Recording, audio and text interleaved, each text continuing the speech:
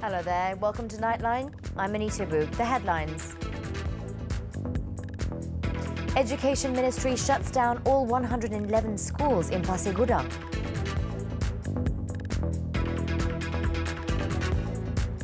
A mandatory death penalty to be repealed for 11 criminal offences. We begin with our headlining story. The Education Ministry has ordered all 111 schools in the Pasir Gudang district to close with immediate effect late Wednesday, following the contamination caused by chemical waste being discharged into Sungai Kim Kim, which has seen to become more critical. The incident has so far led to almost 500 people, mostly students, being hospitalised after inhaling toxic fumes emanating from the waste. According to its minister, Dr. Mazli Malik, in a statement, the decision was made after taking the current situation and information from the State Disaster Management Committee into consideration. The minister also requested that all parties take precautionary measures and always be aware of the instructions from authorities. According to Dr. Mazli, the ministry was collaborating closely with the Health Ministry and the Ministry of Energy, Science, Technology, Environment and Climatic Change to ensure the safety of students, teachers and school workers were given priority. He also urged for the criminals who had caused the major crime to be prosecuted immediately.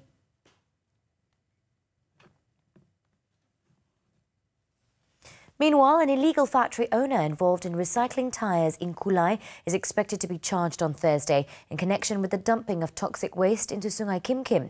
Energy, Technology, Science, Climate Change and Environment Minister Yobi Yin said the completed investigation papers have been sent to the Office of the Deputy Public Prosecutor for evaluation and consideration. Untuk penyiasatan dan 3 orang suspek dari tayar dan juga dari industri lain telah pun ditahan dan disiasat oleh Jabatan Alam Sekitar piralisis tayar itu. Dan hari ini kita telah siap kertas siasatan, dan kertas siasatan ini telah dihantar pagi ini. Tadi telah hantar pagi ini kepada Pejabat Timbalan Pendakwa Rakyat, iaitu Prosecutor Office untuk penelitian dan juga pertimbangan, dan seterusnya mendapatkan izin untuk mendakwa.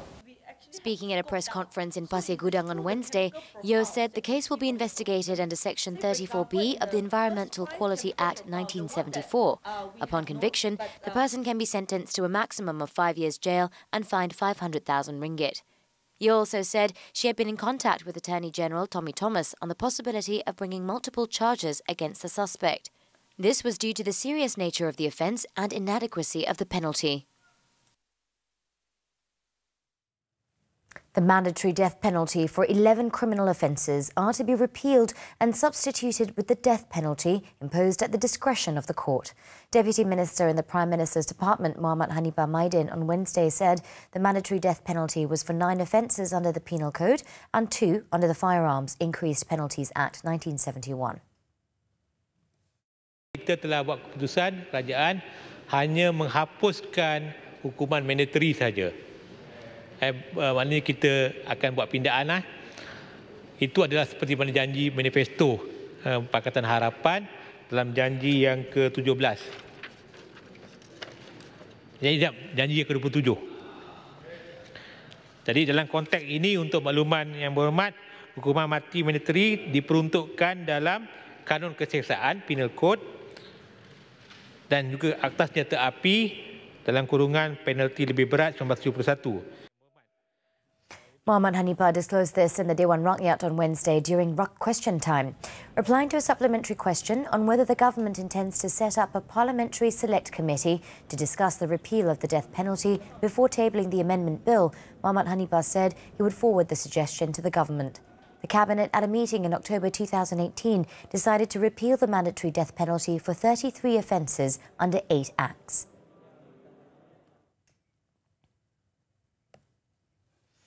Meanwhile, the government has yet to decide on the petrol subsidy mechanism promised in the Pakatan Harapan PH manifesto.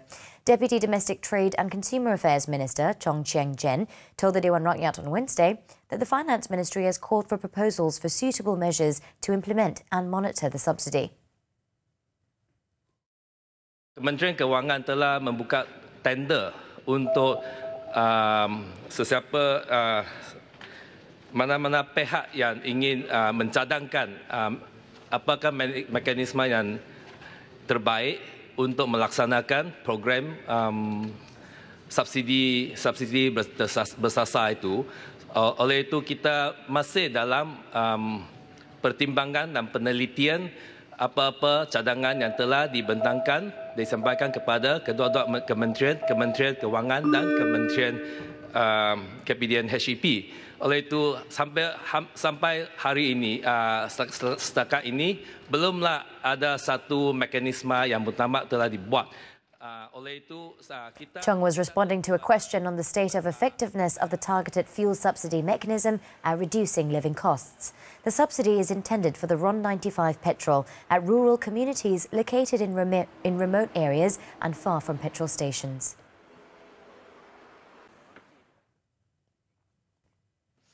Malaysia and South Korea are committed to enhancing bilateral ties in various fields, including the halal industry and sector, following the continuity of the Look East policy.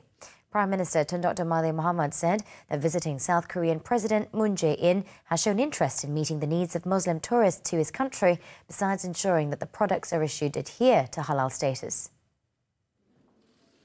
At a joint media conference with Moon on Wednesday, Tun Dr. Mahathir also expressed his commitment to continue sending students to South Korea so that Malaysia can emulate the progress made by the country. So we hope that with the 4 memorandum of understanding that was signed just now, relations and trade between Malaysia and Korea will be enhanced. There is room for cooperation in many fields, not least of which is our continuation of the Look East policy. We wish to keep on sending students to Korea, especially to study engineering and also IT and the new technologies, so that Malaysia can follow the development of Korea. 오늘 우리는 동방정책과 신남방정책을 조화롭게 접목하기로 했고, 사람 중심의 평화와 번영의 공동체를 만들기 위한 전략적 협력을 강화하기로 했습니다.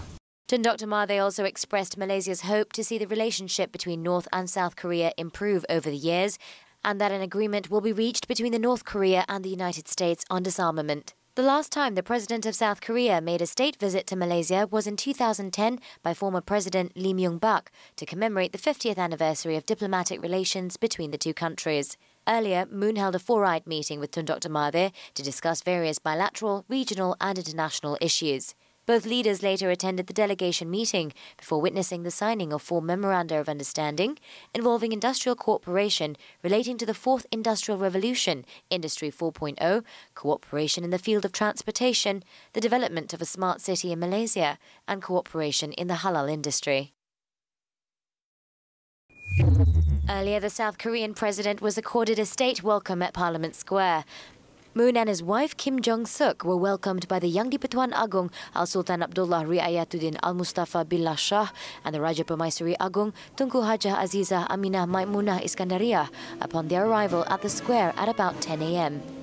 Also present were Tun Dr. Mahathir, his wife Tun Dr. Siti Hasmah Muhammad Ali, Deputy Prime Minister Datuk Sri Dr. Wan Azizah Wan Ismail and Cabinet Ministers. The ceremony started with performances of the Malaysian and South Korean national anthems by the Lumut Royal Malaysian Navy Base Marching Band. The performance was accompanied by a 21-gun salute, which was then followed by the President inspecting a guard of honour consisting of 6 senior officers and 103 personnel from the 1st Battalion of the Royal Malay Regiment. Moon and his delegation greeted the ministers and foreign diplomatic representatives hosted by the Yang di-Pertuan Agong. The South Korean president is the first foreign leader to be hosted by the Yang di-Pertuan Agong since the latter's installation.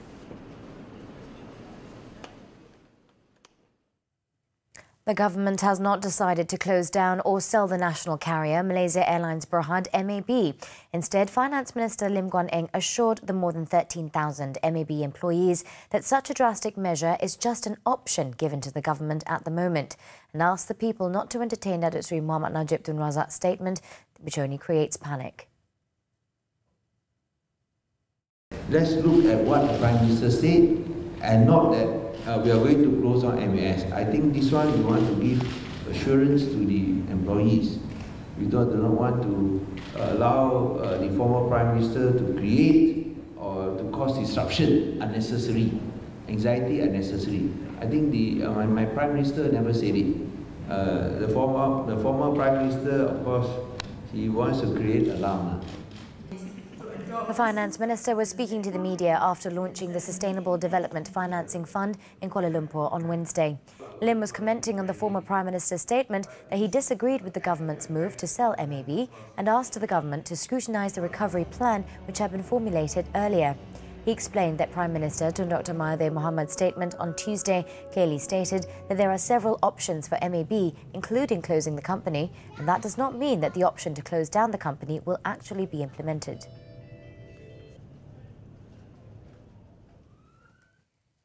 On a separate matter, Lim called on the public to evaluate Bursa Malaysia's performance over a longer or annual period before making any inaccurate conclusions. He said the performance of the local stock market also depends largely on external developments altogether beyond government control. Kita kena lihat untuk satu tempoh masa, sama ada satu suku ataupun satu tahun. Jangan lupa bahawa pada tahun 2018, Malaysia adalah di antara bursa saham yang menunjukkan prestasi yang di antara yang paling baik. So saya rasa ini yang laporan yang ini saya rasa ini ada turun naik itu biasa. He explained that the country's economic fundamentals are still strong, growing by 4.7%, surpassing the estimates made by previous analysts. He was commenting on Bloomberg's report, which stated that the FBM-KLCI index was the only regional index to date which recorded a decline.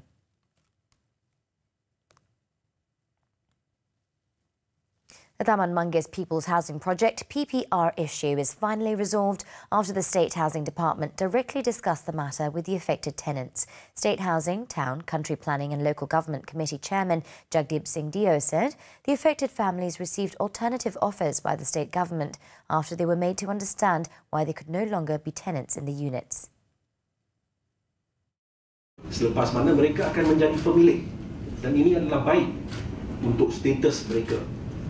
Kerana mereka telah bernaik taraf daripada unit PPR kepada satu unit skim kaedah sewa beli yang pada akhirnya mereka akan menjadi pemilik satu unit perumahan. Dan ini adalah hasil daripada perbincangan dan hasrat kerajaan negeri untuk membantu mereka. Kerana seperti mana saya nyatakan, hilang kelayakan kepada PPR bukan bermaksud hilang kelayakan kepada kategori-kategori perumahan yang lain. Jagdeep said 4 tenants moved out on their own, while 1 had to sublet the unit to others and 6 were given other options. He added the state government offered 2 rent-to-own units to 2 tenants who will only pay 233 and 30 ringgit sen each month and own the units after 20 years, while 1 tenant was offered a low-medium cost unit of 72,500 ringgit, whereas 3 others are considering various options given. A total of 22 tenants were issued notices to vacate the PPR units in Taman Manggis on October 2018. Out of the 22, half voluntarily vacated the units, while enforcement action was taken against the remaining 11 in late February this year.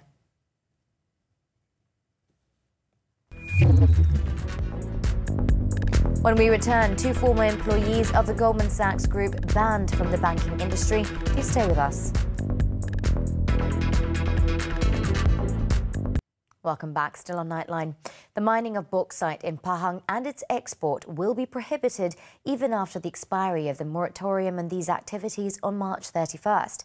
Water, Land and Natural Resources Minister Dr. A. Xavier Jayakumar said this is because the order to stop bauxite operations issued in January 2016 under the Mineral Development Act 1994 is still in force. Saya ingin menegaskan bahawa arahan pemberhentian operasi perombongan hanya akan ditarik balik setelah semua pihak yang berkepentingan bersedia berlaksanaan dan mengkuasakan prosedur operasi standard SOP, aktiviti perlombongan dan pengeksportan bauxit negeri Pahang bagi menjamin aktiviti perlombongan bauxit dilaksanakan secara mampan. Dr. Xavier said this in a press conference at the Parliament House on Wednesday. He also said that a public hearing session will be held on April 14th with all stakeholders, including environmental-related organisations and the local people. The ministry, he added, will also issue a notification on the public hearing session at the end of this month.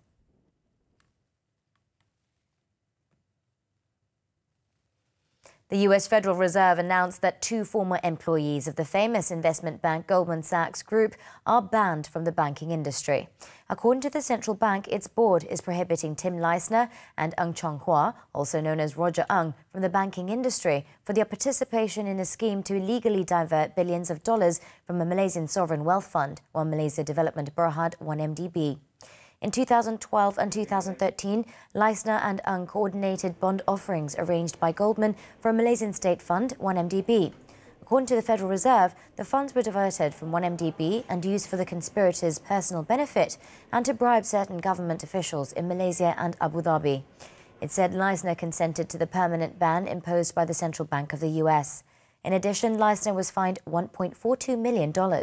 The Goldman Sachs Group, Inc., a famous investment bank and financial services provider headquartered in New York City, ranked 70th on the Fortune 500 list in 2018.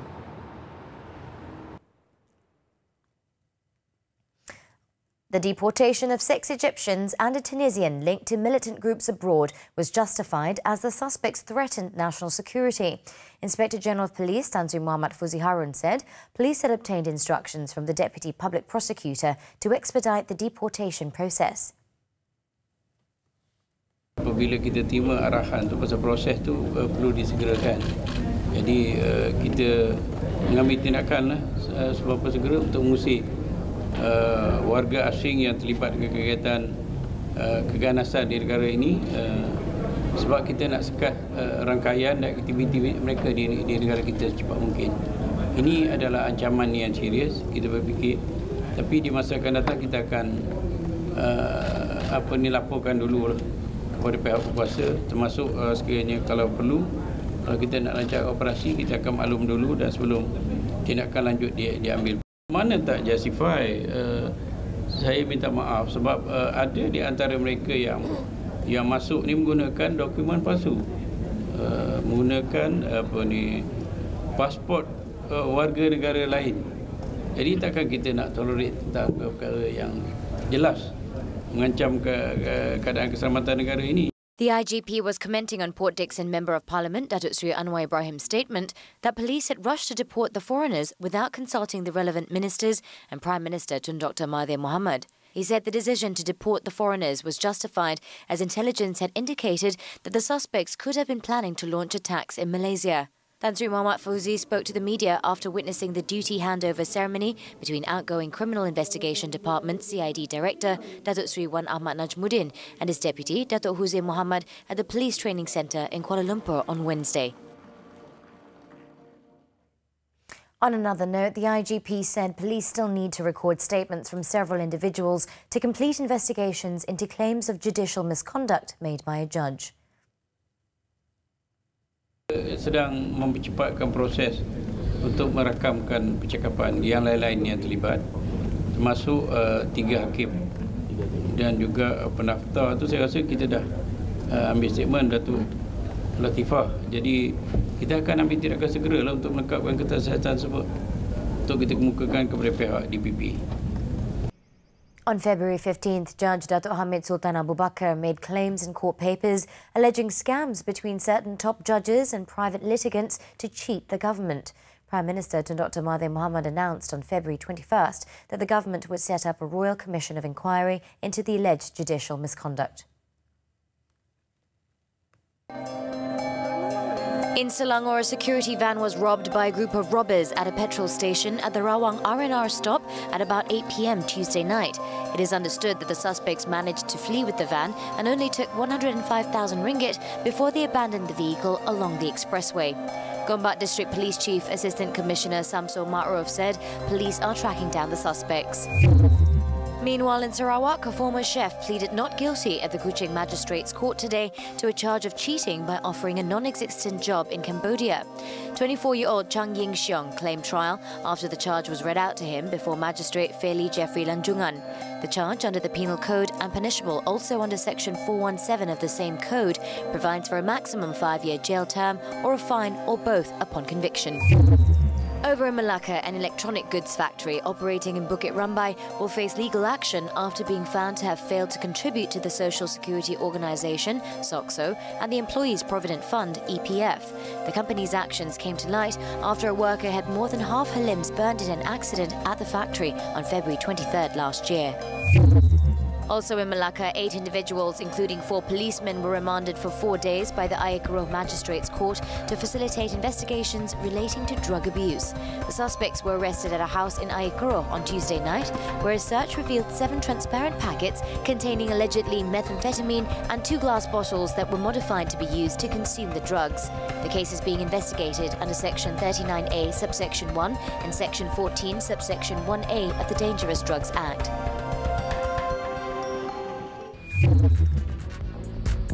Coming up next, Brexit chaos continues as Theresa May's Brexit deal fails yet again. Stay tuned. We're back with foreign news. In Brazil, at least 9 people, including 5 children, have been killed after 2 teenagers opened fire at a primary school in Sao Paulo state on Wednesday. According to Sao Paulo police, the shooting happened at about 9:30 a.m. local time when the students were on a break at the Raul Brasil State School in Suzano. It is understood that the 2 attackers entered the building and began shooting at students and teachers before taking their own lives. At least 17 other people, mostly pupils, were also injured in the incident. The motive of the attack is still under investigation. British lawmakers have rejected Prime Minister Theresa May's European Union-EU divorce deal on Tuesday, putting Britain deeper into crisis 16 days before it is set to leave the EU. Lawmakers voted against May's amended Brexit deal by 391 to 242, as her last-minute talks on Monday with EU chiefs proved fruitless. The vote puts the UK with no obvious way forward, either exiting the EU without a deal, delaying the March 29th divorce date, a snap election, or even another referendum. May will next face a second vote on Wednesday to prevent a no-deal Brexit on March 29th and a third vote on Thursday to extend the Article 50 divorce process, likely until the end of June. Meanwhile, the British government said it will cut tariffs on a wide range of imports and introduce measures to avoid a hard border between Ireland and Northern Ireland in a no-deal scenario. The temporary moves were announced by the government ahead of a vote by lawmakers on whether to leave the EU without a deal later on Wednesday.